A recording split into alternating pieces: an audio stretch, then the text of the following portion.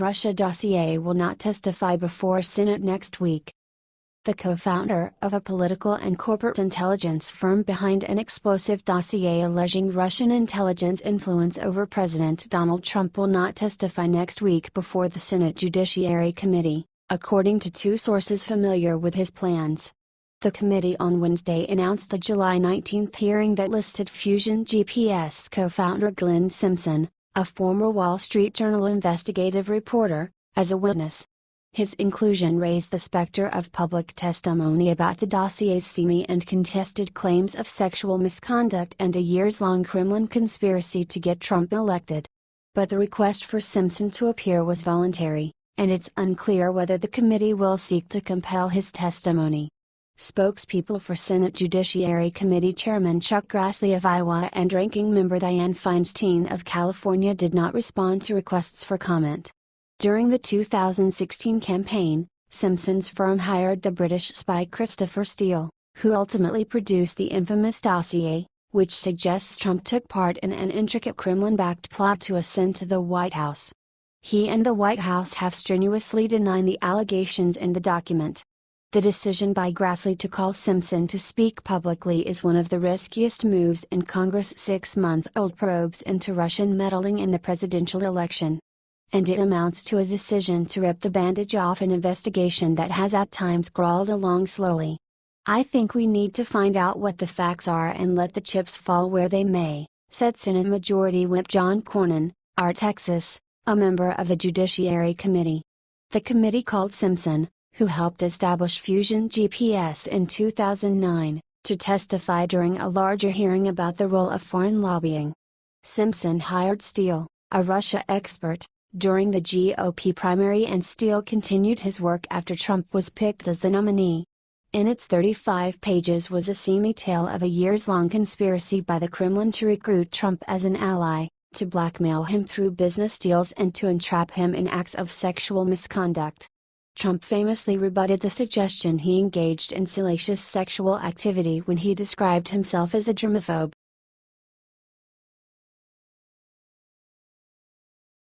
GOP budget would unlock special power for tax bill, with a catch. House budget leaders will unveil a fiscal blueprint Tuesday to launch the biggest tax code rewrite in a generation, but only if Republicans can simultaneously agree to steep cuts elsewhere. To unlock Congress' power to expedite tax overhaul this year, GOP lawmakers would need to slash billions from politically sensitive programs like food stamps, student aid and federal pension funds. House Budget Chairwoman Diane Black, R. Tennessee, contends that her blueprint, unlike past budget documents, would serve more than a messaging purpose. Today, we are introducing not just a vision for our country, but a plan for action, Black wrote in a statement. With a Republican Congress and a Republican administration, now is the time to put forward a governing document with real solutions to address our biggest challenges. The ambitious plan calls for $203 billion in mandatory cuts, which would mark the largest amount of deficit reduction through the budget process in 2 decades. And forcing Republicans to combine their already complex push for tax reform with massive funding reductions would be a risky maneuver. Some GOP lawmakers have already said they are worried about the potential political attacks if they're seen as cutting programs like temporary assistance for needy families to pay for billions in tax breaks. The House Budget Committee is expected to approve the proposal Wednesday, though it remains unclear whether the plan would garner enough support to pass on the House floor. The idea of mandatory spending cuts has already created tension within the fractious GOP conference. Nearly 3 dozen GOP centrists have balked at the idea of missing the chance for tax reform, while hardline fiscal hawks have demanded even steeper reductions. The blueprint would call for $203 billion in reduction from 11 committees that oversee large chunks of mandatory spending. I think this is a year where we can say we're making progress. I've been here for almost 7 years, and we have never done real deficit reduction, Black told reporters earlier this summer. I'm excited about that. The House Ways and Means Committee, which would do much of the GOP's tax writing this year, would be charged with finding the most mandatory savings, at least $52 billion. That could include cuts to programs like the Social Services Block Grant, temporary assistance for needy families, supplemental security income or disability insurance. The House Judiciary Committee would be tasked with the second highest amount of savings, with a total of $45 billion, most of which would likely come from medical malpractice reforms. The Education and Workforce Committee, as well as the Energy and Commerce Panel, would each need to produce $20 billion in savings, with another $10 billion from the House Agriculture Committee. Meanwhile, the clock has been ticking down. This year's House GOP budget markup will be the most delayed in recent memory, with the fiscal year ending in 11 weeks. The House is now less than 2 weeks from its summer recess, after which point a budget resolution would stand little chance of floor action. Passage of a full GOP budget, which would require uniting the party's most vocal military supporters and its fiercest fiscal conservatives, would be a decisive victory for Black.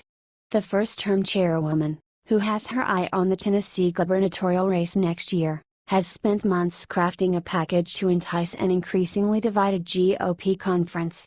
Plenty of Republicans, including some close to leadership, have remained skeptical about the required mandatory cuts, raising doubts that the budget resolution would survive the Senate. Black has also packed the document with other conservative priorities that she hopes will be difficult for Republicans to resist in their first Trump-era blueprint, even if those ideas stand no chance of becoming law. The resolution hews closely to conservative budgets of years past, including the Medicare premium support model popularized by now House Speaker Paul Ryan, RWIS. It would also roll back large sums of Medicaid spending beyond the GOP's effort to repeal Obamacare, while stripping hundreds of billions from anti-poverty programs across the federal government. The conservative document would allow for revenue-neutral tax reform, while assuming a $1.1 trillion lower baseline from the House-passed Obamacare repeal. Because its authors had to assume the loss of about $2 trillion in previous years' savings from Obamacare repeal, this year's document would have slightly rosier economic assumptions. The plan would predict a 2.6% growth in GDP, above the current 1.9% growth estimates from the Congressional Budget Office but lower than the 3% figure the Trump administration has projected. Their fiscal 2018 plan would give a nod to President Donald Trump's most vocal promise, increased spending for the military and national security programs. But it would buck the president on his calls to preserve Medicare and Social Security.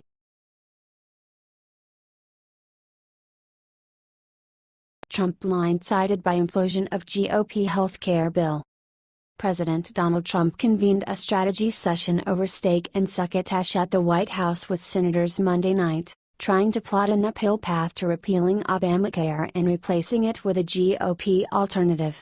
He made an impassioned pitch on why Republicans needed to do it now, and the political peril they could face if they didn't repeal and replace after promising to do it for years. He also vented about Democrats and the legislative process. He basically said, "If we don't do this, we're in trouble," said one person briefed on the meeting. "That we have the Senate, House and White House, and we have to do it or we're going to look terrible." Meanwhile, two senators, neither invited to the dinner, were simultaneously drafting statements saying that they couldn't support the current Senate health care bill. They released the statements just after Trump's White House meal concluded. Trump had no idea the statements were coming, according to several White House and congressional officials.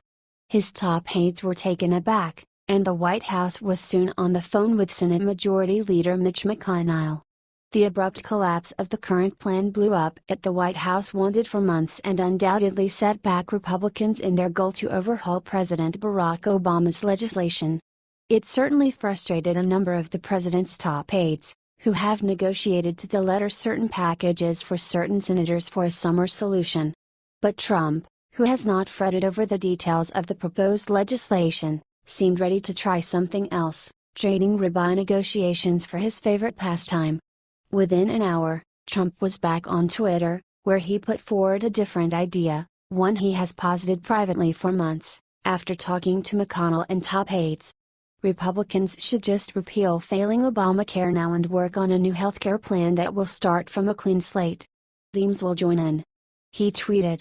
Trump is fine doing it that way, said one White House aide, as long as something gets done. To Trump, the Obamacare fight has always been about scoring a win. He doesn't care nearly as much about the specifics, people close to him say, and hasn't understood why legislators won't just make deals and bring something, anything, to his desk. He has said publicly and privately he didn't understand it would take this long. Nobody knew healthcare could be so complicated, Trump said in February. At a different point, he said only Middle East peace would be harder. Along the way, Trump has weighed various options, from not paying cost-sharing subsidies and letting the law implode to repealing it without a replacement, which he veered back to Monday night on Twitter. He told us months ago we could just let it blow up and blame the Democrats, said one activist who met with Trump at the White House. He praised the conservative version of the law passed through the House in a Rose Garden fete before trashing it as mean in a meeting with moderate senators. Earlier Monday evening, just after Sens. Jerry Moran, Arkan, and Mike Lee, Utah, announced their opposition, a White House official said the team would go back to working with individual members on the bill. There was no desire, this person said, to restart negotiations from scratch. White House officials said they purposely picked veteran lawmakers who they saw as allies to attend the dinner with Trump, not legislators they thought were on the fence.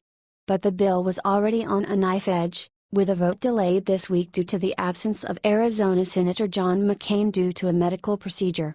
Trump has privately wondered why legislators don't seem to listen to him, and the blow from Moran and Lee illustrated the limits of the president's capacity to master the art of the Washington deal.